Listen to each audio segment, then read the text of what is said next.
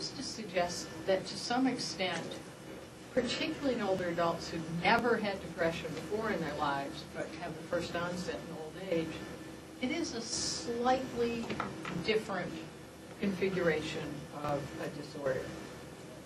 And then again, we repeat that with age and with accumulating life experiences, we've got more role for these neurologic and biologic vulnerabilities in accounting for first onset of depression in old age. This is what used to be called vascular depression.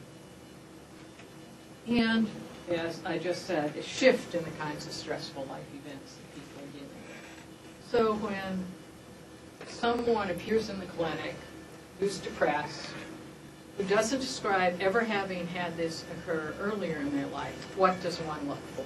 Well, as Jess and Moena mentioned earlier, one thing one does look for is, are there physical reasons to explain this depression, including an untreated infection or some medication that has depression as a side effect. And this is entirely possible. Having ruled those kinds of things out, then what one looks at is, are there brain changes that are new that would be helping to explain why someone is depressed for the first time in old age? And has life been throwing a package of stuff at that person that the person hasn't before encountered? But even given these things, we don't see higher depression in older adults. And I think that takes us to the role of things like the emotional regulation and stress management as helping to explain what's special that older adults are bringing to old age that is, in fact, protective. So I think this is the end of the story. Are there other questions people have, either about depression or anything else about today's topic? I was just going to ask if there's a difference when you're diagnosing major depressive disorder. Is that typically like a clinical interview, like a person-to-person interview? And if you think that might be different between that and the CESD in terms of being more of a paper pencil, like if there's maybe self-report issues and then maybe older people, if they're being interviewed by somebody of a different age, that they're less likely to verbally report to another person versus filling it out on a survey where they might be more likely. I know that you this is a good question. So, one would conduct a clinical interview, of course, as part of diagnosis. The symptom inventories are also sometimes given verbally as part of that assessment, as opposed to that it would always be paper and pencil. So that was the moment that my face looked really blank. It wasn't because I didn't understand what you were saying. I was thinking that the distinction is blurrier than that. Okay. And there's a lot about, there's a lot of conversation about the extent to which people will and will not feel comfortable revealing certain symptoms and so on. And I can come up with these reasons for every single group of people who might walk into a clinic. It's different concerns with each different group, of course. So that's clearly not the whole story. I think it really, a lot of the story does lie in that older adults do have symptoms, but not enough symptoms to cross that diagnostic threshold. I'm going to stick to that story.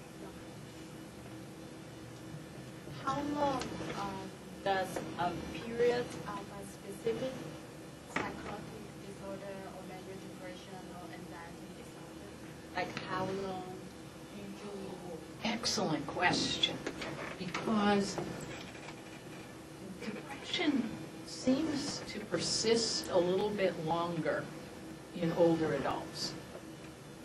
And I'm thinking it's because there's things that sustain it, including to the extent that brain changes are part of the underlying explanation. Those aren't going to go away. But also that cyclical behavioral cycle is really good at being self-sustaining and pretty resistant to interruption. So with the usual answer would be after 6 months, depression will be gone. With older adults, that tends to stretch out a little bit longer if you do nothing. What's it for anxiety? Anxiety is less cyclical, though. You don't. For depression, you get depressive episodes, but for anxiety, it's just kind of persistent. So I wouldn't see as much of a variation. I think Julie's paper also found that anxiety is more stable than depression. So.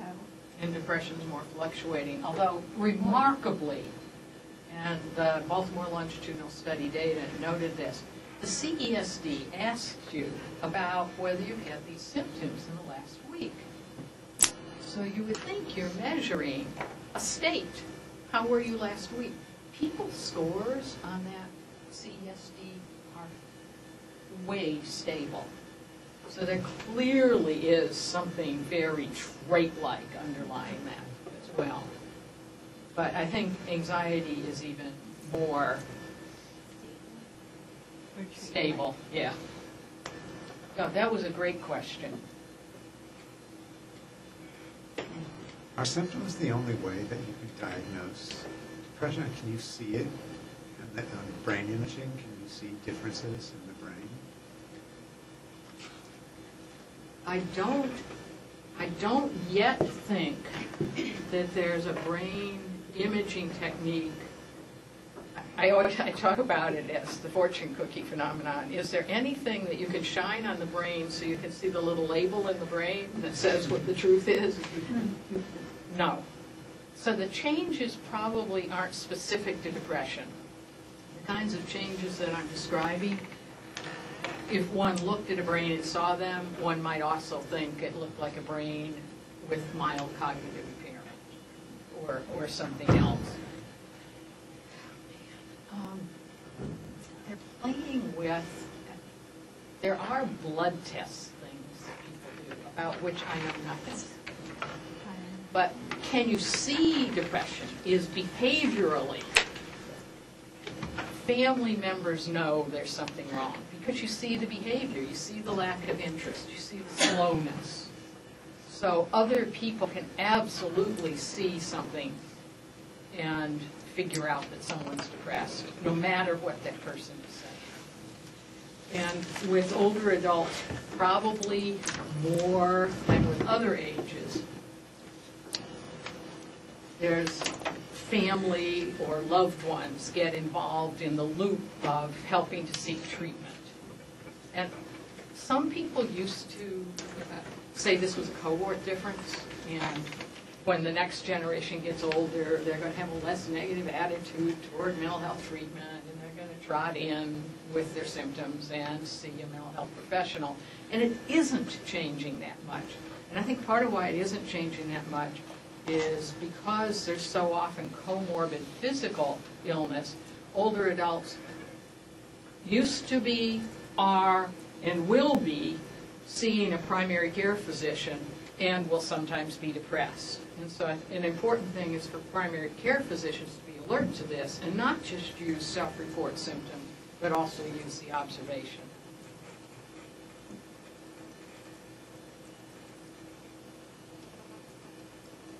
Anything else? Are you saying depression is curable and anxiety and schizophrenia is incurable? Depression is certainly, an episode of depression is remediable.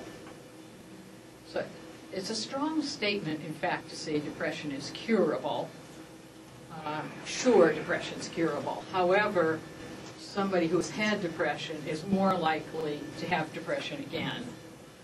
So this is why in some of the psychotherapy treatments, there are booster